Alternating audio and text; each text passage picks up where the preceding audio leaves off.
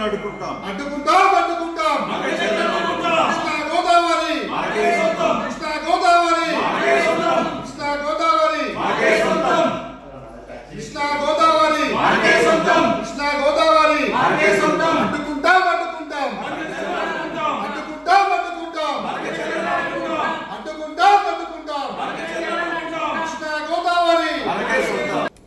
ఈరోజు బీసీ సంక్షేమ సంఘం రాష్ట్ర కమిటీ ఆధ్వర్యంలో రాష్ట్ర అధ్యక్షులు ఎర్ర సత్యనారాయణ గారి అధ్యక్షతన జరిగే మీడియా సమావేశానికి వచ్చిన ఉద్యమ సహచరులు మిత్రులు గుజ్జ కృష్ణ గారు, నందగోపాల్ గారు, మా పెద్దన్న సుధాకర్ అన్న, గోపన్న, తర్వాత ఉదయ్,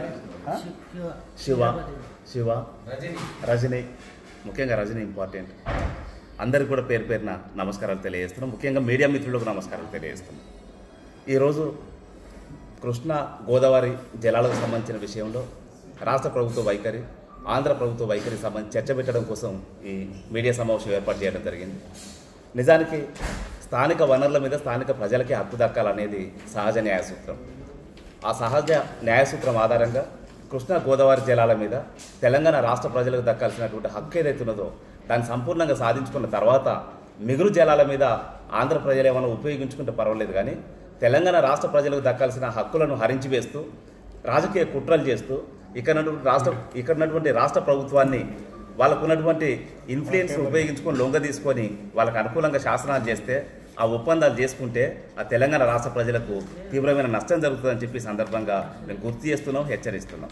ఆంధ్ర ప్రభుత్వానికి సీరియస్గా చెప్పేది ఏంటంటే, నిన్నటిదాకా ఉమ్మడి ఆంధ్రప్రదేశ్కు ముఖ్యమంత్రిగా ఉన్నటువంటి చంద్రబాబు నాయుడే ఈరోజు ఆంధ్రప్రదేశ్కు అధ్యక్షుడు ముఖ్యమంత్రిగా ఉన్నారు. తెలంగాణ వనరులను దోపిడీ చేయడంలో, ఆంధ్ర సంపన్న వర్గాలను అభివృద్ధి చేయడంలో చంద్రబాబు నాయుడు పాత్ర గతంలో చాలా కీలకమైంది, ఇప్పుడు కూడా అదే పాత్రను పోషిస్తున్నారు. తెలంగాణలో ఉన్నటువంటి సహజ వనరులను దోచుకోవడంలో చంద్రబాబు నాయుడు, ఎన్టీ రామారావు, గతంలో ఉన్నటువంటి ఆంధ్ర సంపన్న వర్గాల పాలకులు ఎన్ని కుట్రలే చేసిందో ఆ కుట్రల కొనసాగింపులో భాగంగానే ఈరోజు చంద్రబాబు నాయుడు కృష్ణా గోదావరి జలాలను పూర్తి స్థాయిలో వాళ్ళకు అనుకూలంగా ఉపయోగించుకోవడం కోసం ప్రణాళికలు తయారు చేసి దాన్ని అమలు చేయడం కోసం కుట్రలు చేస్తున్నారు. ఆ కుట్రల్ని మేము తెలంగాణ ఉద్యమ స్ఫూర్తితోని చాలా తీవ్రంగా వ్యతిరేకిస్తున్నాం. తెలంగాణ ఉద్యమమే తెలంగాణ సంపద మీద, తెలంగాణ సహజ వనరుల మీద తెలంగాణ ప్రజలకు హక్కు దక్కాలనే ప్రధానమైన డిమాండ్తో తెలంగాణ ఉద్యమం నడిచింది. ఆ ఉద్యమ స్ఫూర్తితోనే మేము ఇంకా కూడా మాట్లాడుతున్నాం. తెలంగాణలో ఉన్నటువంటి అన్ని రకాల వనరుల మీద తెలంగాణ ప్రజలకు హక్కు దక్కాలి. ఇంకా కూడా ఆంధ్ర సంపన్న వర్గాలు ఇక్కడ రకరకాల రంగాల మీద, రియల్ ఎస్టేట్ మీద, కన్స్ట్రక్షన్స్ మీద, ఇండస్ట్రీస్ మీద, ఫిల్మ్ ఇండస్ట్రీ మీద ఇంకా వాళ్ళ పట్టున్నది. ఇక్కడ తెలంగాణ రాజకీయాల మీద కూడా వాళ్ళ పట్టున్నది. వాళ్లకు ఈరోజు చంద్రబాబు నాయుడుకు మొన్న శిష్యుడిగా పనిచేసిన అతనే ఈరోజు రాష్ట్ర ముఖ్యమంత్రిగా కూడా కొనసాగుతున్నారు. కాబట్టి వాళ్ళ గురు శిష్యుల బంధం ఇంకా కొనసాగుతున్నది. వాళ్ళిద్దరు కలిసి కుమ్మక్కై తెలంగాణ రాష్ట్ర ప్రజలకు ఏమైనా అన్యాయం చేయడం కోసం కుట్రలు చేస్తే దాని బీసీ సంక్షేమ సంఘం, ఇతర ప్రజా సంఘాలు, తెలంగాణ ఉద్యమ సంఘాలు అన్నీ కూడా చాలా తీవ్రంగా వ్యతిరేకించడానికి సిద్ధంగా ఉన్నాయి. కాబట్టి రాష్ట్ర ప్రభుత్వం కాస్త సోయితో ఆలోచించి నిర్ణయం తీసుకోవాలి. రాష్ట్ర ప్రభుత్వం తెలంగాణ ప్రజల ప్రయోజనాల కోసం పనిచేయాలి తప్ప ఆంధ్ర సంపన్న వర్గాల ఆధిపత్యం కోసం, వాళ్ళకు ఊడిగం చేయడం కోసం నిర్ణయాలు తీసుకోవడమో, వాళ్ళతో ఒప్పందాలు చేసుకోవడమో అవన్నీ కూడా తెలంగాణ ప్రజలకు ద్రోహం చేసినటువంటి చరిత్ర అవుతుంది. కాబట్టి ఆ ద్రోహ చరిత్ర మూటగట్టుకోకుండా తెలంగాణ ప్రజలకు న్యాయం జరిగే విధంగా చర్యలు తీసుకొని ఆంధ్ర వాళ్ళ దోపిడీకి వ్యతిరేకంగా ఇక్కడ అసెంబ్లీలో చర్చ పెట్టి తీర్మానం చేసి అఖిలపక్ష కమిటీ ఏర్పాటు చేసి పెద్ద ఎత్తున నిరసన కార్యక్రమాలు చేయాల్సిన అవసరం, ఆ బాధ్యత రాష్ట్ర ప్రభుత్వం మీద ఉన్నది. ఈ సందర్భంగా రాష్ట్ర ముఖ్యమంత్రి రేవంత్ రెడ్డి గారు దాని మీద వెంటనే చర్యలు తీసుకోవాలని చెప్పి ఈ సందర్భంగా డిమాండ్ చేస్తున్నాం. Srinivas Yadav, high court advocate JAC రాష్ట్ర అధ్యక్షుడు మాట్లాడుతున్నా. ఈరోజు బనకచెర్ల అనేది ఏదైతే ఉందో ఖచ్చితంగా ఇది తెలంగాణ ముంచే ప్రయత్నం అని మేము తెలియజేస్తున్నాము. రాష్ట్ర ప్రభుత్వం ఆల్రెడీ కొంత ముందుకు పోయింది. మేము ఈలోపుగా ముందే మేము మాట్లాడిన విధంగా వాళ్ళు కొంత చర్యలు తీసుకోవడం జరిగింది. మేము ప్రధానంగా ఏమంటున్నామంటే, రాబోయే రోజులలో ముఖ్యమంత్రి గారు, ఈ ముఖ్యమంత్రి గారు, ఆ ముఖ్యమంత్రి గారు, అదేవిధంగా జల మినిస్టర్ ఫర్ అది కంపల్సరీ వాళ్ళందరూ పాటిల్ గారు వీళ్ళందరూ మాట్లాడితేనే ఖచ్చితంగా దీని మీద ఒక న్యాయం జరుగుతుంది తెలంగాణ వాళ్ళకు, లేకపోతే తీరని అన్యాయం జరుగుతుంది. వాళ్ళకి ఆల్రెడీ పోలవరం ఇచ్చేసిరు, అది దానికి 50,000 కోట్లు కూడా సెంట్రల్ గవర్నమెంట్ ఇవ్వడం జరిగింది ఇప్పటికే. కాబట్టి ఖచ్చితంగా రాబోయే రోజులలో కొంత తెలంగాణ ప్రజలకు న్యాయం జరగాలంటే రాష్ట్ర ప్రభుత్వం కూడా సుప్రీంకోర్టును ఆశ్రయించాల్సిన అవసరం ఉన్నది. సుప్రీంకోర్టు వారు కొంత సానుకూలంగా స్పందిస్తే న్యాయమైన వాటా మనకి ఏదైతే ఉందో ఆ వాటాను మనం కోల్పోకుండా ఉంటామని మీకు తెలియజేస్తున్నాం. తెలంగాణ బీసీ సంక్షేమ అధ్యక్షులు కృష్ణను ముంచిండ్రు, గోదావరి మీద పడ్డారు అనేటటువంటి అంశం మీద గత నెలలో మేము స్టార్ట్ చేసినటువంటి మొట్టమొదటి ఉద్యమము దాన్ని ఈ నెల రోజుల లోపల రకరకాలుగా తిరిగి నిన్న ముఖ్యమంత్రి ప్రధానమంత్రిని కలిసేటటువంటి దశకు చేరుకునడం అనేటటువంటిది ఒక రకంగా మా చర్యలకు ప్రతిస్పందనగా వచ్చినటువంటి దీని పట్ల మేము హర్షం వ్యక్తం చేస్తున్నాము. అయితే ఈ పరిణామ క్రమం లోపల ఇంకొక విషయం ఏంటిదంటే, ఈ మధ్యకాలంలో మేము తీసుకున్నటువంటి 42% రిజర్వేషన్లను కేంద్ర ప్రభుత్వం నుంచి తగు చర్యలు తీసుకోవాలనేటటువంటి అంశం మీద కూడా ఏదైతే మేము ఉద్యమం తీసుకున్నామో, ఏదైతే కృష్ణా గోదావరి మీద బనకచర్లను అడ్డుకునేటటువంటి కార్యక్రమం కొరకు రాష్ట్ర ప్రభుత్వం ఎటువంటి చర్యలు తీసుకుందో, అఖిలపక్ష సమావేశమే కానీ, ప్రజాప్రతినిధుల సమావేశమే కానీ, కేంద్ర ప్రభుత్వంతో రిప్రజెంటేషనే కానీ ఏవైతే చర్యలు తీసుకుందో అటువంటి చర్యలే బీసీ రిజర్వేషన్లు పెంచేటటువంటి 42% అంశం మీద కూడా ఈ రాష్ట్ర ప్రభుత్వము అంతే స్థాయిలో కూడా చర్యలు తీసుకోవాలని చెప్పేసి ఈ సందర్భంగా మేము డిమాండ్ చేస్తున్నాం. అయితే ఈ పరిణామ క్రమంలో కూడా వచ్చినటువంటి విషయం ఏంటిదంటే,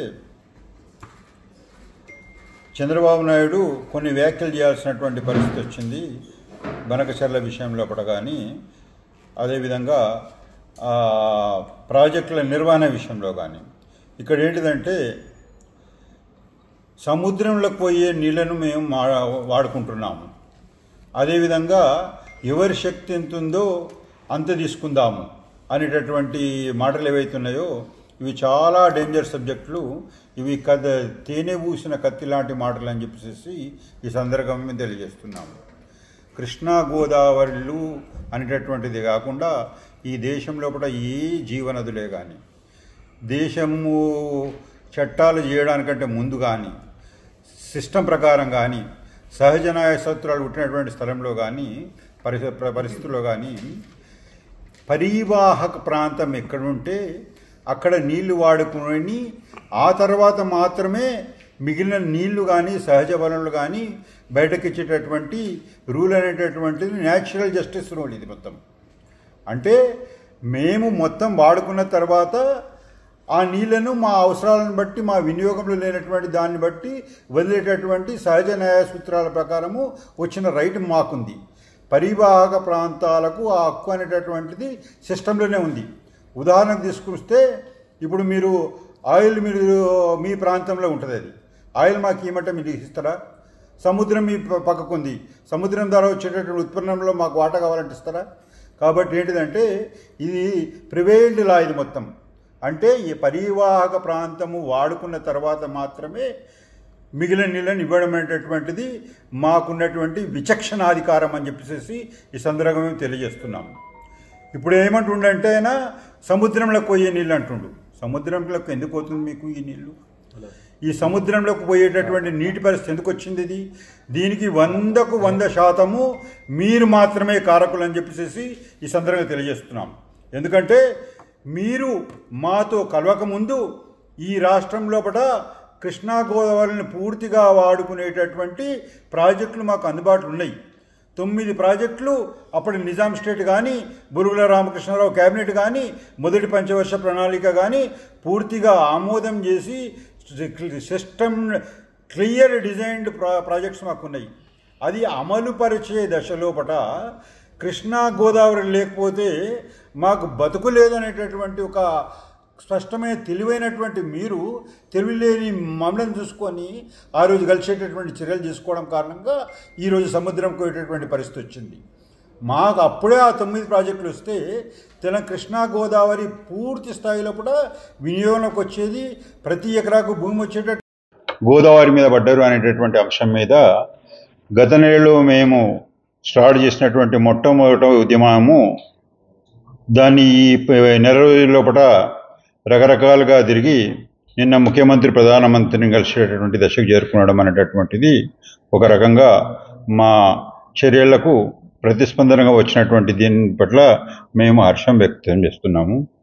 అయితే ఈ పరిణామ క్రమం లోపల ఇంకొక విషయం ఏంటిదంటే, ఈ మధ్యకాలంలో మేము తీసుకున్నటువంటి 42% రిజర్వేషన్లను కేంద్ర ప్రభుత్వం నుంచి తగు చర్యలు తీసుకోవాలనేటటువంటి అంశం మీద కూడా ఏదైతే మేము ఉద్యమం తీసుకున్నామో, ఏదైతే కృష్ణా గోదావరి మీద బనకచెర్లను అడ్డుకునేటటువంటి కార్యక్రమం కొరకు రాష్ట్ర ప్రభుత్వం ఎటువంటి చర్యలు తీసుకుందో, అఖిలపక్ష సమావేశమే కానీ, ప్రజాప్రతినిధుల సమావేశమే కానీ, కేంద్ర ప్రభుత్వంతో రిప్రజెంటేషనే కానీ ఏవైతే చర్యలు తీసుకుందో అటువంటి చర్యలే బీసీ రిజర్వేషన్లు పెంచేటటువంటి 42% అంశం మీద కూడా ఈ రాష్ట్ర ప్రభుత్వము అంతే స్థాయిలో కూడా చర్యలు తీసుకోవాలని చెప్పేసి ఈ సందర్భంగా మేము డిమాండ్ చేస్తున్నాం. అయితే ఈ పరిణామ క్రమంలో కూడా వచ్చినటువంటి విషయం ఏంటిదంటే, చంద్రబాబు నాయుడు కొన్ని వ్యాఖ్యలు చేయాల్సినటువంటి పరిస్థితి వచ్చింది బనకచెర్ల విషయంలో కూడా కానీ, అదేవిధంగా ప్రాజెక్టుల నిర్వహణ విషయంలో కానీ. ఇక్కడ ఏంటిదంటే, సముద్రంలోకి పోయే నీళ్లను మేము వాడుకుంటున్నాం, అదేవిధంగా ఎవరి శక్తి ఎంత ఉందో అంత తీసుకుందాము అనేటటువంటి మాటలు ఏవైతున్నాయో ఇవి చాలా డేంజర్ సబ్జెక్టులు. ఇవి తేనె పూసిన కత్తి లాంటి మాటలు అని చెప్పేసి ఈ సందర్భంగా మేము తెలియజేస్తున్నాము. కృష్ణా గోదావరిలు అనేటటువంటిది కాకుండా ఈ దేశంలో కూడా ఏ జీవనదులే కానీ, దేశము చట్టాలు చేయడానికంటే ముందు కానీ, సిస్టమ్ ప్రకారం కానీ, సహజ న్యాయ సూత్రాలు పుట్టినటువంటి స్థలంలో కానీ, పరిస్థితుల్లో కానీ పరివాహక ప్రాంతం ఎక్కడుంటే అక్కడ నీళ్లు వాడుకుని ఆ తర్వాత మాత్రమే మిగిలిన నీళ్లు కానీ సహజ వనరులు కానీ బయటకు ఇచ్చేటటువంటి రూల్ అనేటటువంటిది న్యాచురల్ జస్టిస్ రూల్. ఇది మొత్తం అంటే మేము మొత్తం వాడుకున్న తర్వాత ఆ నీళ్లను మా అవసరాలను బట్టి, మా వినియోగంలో లేనటువంటి దాన్ని బట్టి వదిలేటటువంటి సహజ న్యాయ సూత్రాల ప్రకారము వచ్చిన రైట్ మాకుంది. పరివాహక ప్రాంతాలకు ఆ హక్కు అనేటటువంటిది సిస్టంలోనే ఉంది. ఉదాహరణకు తీసుకొస్తే ఇప్పుడు మీరు ఆయిల్ మీ ప్రాంతంలో ఉంటుంది, అది ఆయిల్ మాకు ఇవ్వమంటే మీరు ఇస్తారా? సముద్రం మీ పక్కకు ఉంది, సముద్రం ద్వారా వచ్చేటటువంటి ఉత్పన్నంలో మాకు వాటా కావాలంటే ఇస్తారా? కాబట్టి ఏంటిదంటే ఇది ప్రివైల్డ్ లా. ఇది మొత్తం అంటే ఈ పరివాహక ప్రాంతము వాడుకున్న తర్వాత మాత్రమే మిగిలిన నీళ్ళని ఇవ్వడం అనేటటువంటిది మాకున్నటువంటి విచక్షణాధికారం అని చెప్పేసి ఈ సందర్భంగా తెలియజేస్తున్నాము. ఇప్పుడు ఏమంటుండంటే అయినా సముద్రంలోకి పోయే నీళ్ళు అంటుండు. సముద్రంలోకి ఎందుకు పోతుంది మీకు ఈ నీళ్ళు? ఈ సముద్రంలోకి పోయేటటువంటి నీటి పరిస్థితి ఎందుకు వచ్చింది? దీనికి 100కు 100% మీరు మాత్రమే కారకులు అని చెప్పేసి ఈ సందర్భంగా తెలియజేస్తున్నాం. ఎందుకంటే మీరు మాతో కలవకముందు ఈ రాష్ట్రంలో కూడా కృష్ణా గోదావరిని పూర్తిగా వాడుకునేటటువంటి ప్రాజెక్టులు మాకు అందుబాటులో ఉన్నాయి. 9 ప్రాజెక్టులు అప్పటి నిజాం స్టేట్ కానీ, బురుగుల రామకృష్ణారావు క్యాబినెట్ కానీ, మొదటి పంచవర్ష ప్రణాళిక కానీ పూర్తిగా ఆమోదం చేసి సిస్టమ్ క్లియర్ డిజైన్డ్ ప్రాజెక్ట్స్ మాకున్నాయి. అది అమలు పరిచే దశలోపట కృష్ణా గోదావరి లేకపోతే మాకు బతుకు లేదనేటటువంటి ఒక స్పష్టమైన తెలివైనటువంటి మీరు తెలివిలేని మమ్మల్ని చూసుకొని ఆ రోజు కలిసేటటువంటి చర్యలు తీసుకోవడం కారణంగా ఈరోజు సముద్రం పోయేటటువంటి పరిస్థితి వచ్చింది. మాకు అప్పుడే ఆ 9 ప్రాజెక్టులు వస్తే కృష్ణా గోదావరి పూర్తి స్థాయిలో కూడా వినియోగంలోకి వచ్చేది, ప్రతి ఎకరాకు భూమి వచ్చేటటువంటిది. సముద్రంలోకి కాదు కదా, మీ డెల్టా ప్రాంతం కూడా వచ్చేటటువంటి అవకాశం లేకుండా ఉంటుండే. ఈ శతాబ్దము అతిపెద్ద మార్పు ఏంటిదంటే ప్రపంచ జలాల వినియోగం లోపల 1800 సెంచరీ లోపల జలాల వినియోగం లోపల అప్పటి యూరప్ కంట్రీస్ ఏవైతే కొన్ని సిస్టమ్స్ తీసుకున్నారో దాని ప్రకారం ప్రాజెక్ట్స్ అనేటటువంటి సిస్టమ్ వచ్చింది. ఆ సిస్టము మాకు ఉన్నటువంటి ఇక్కడ ఉన్నటువంటి ప్రభుత్వం ఆ రోజు 1900 సెంచరీలోనే దానికి అనుకూలంగా ప్రాజెక్టులు తయారు చేసేటటువంటి ఒక నమూనా తయారు చేసుకొని ఆ రోజు నిజాం సాగర్ ప్రాజెక్ట్ అనేటటువంటిది ఏర్పడడం జరిగింది. దీని ద్వారా వచ్చినటువంటి ఫలితం కారణంగా మేము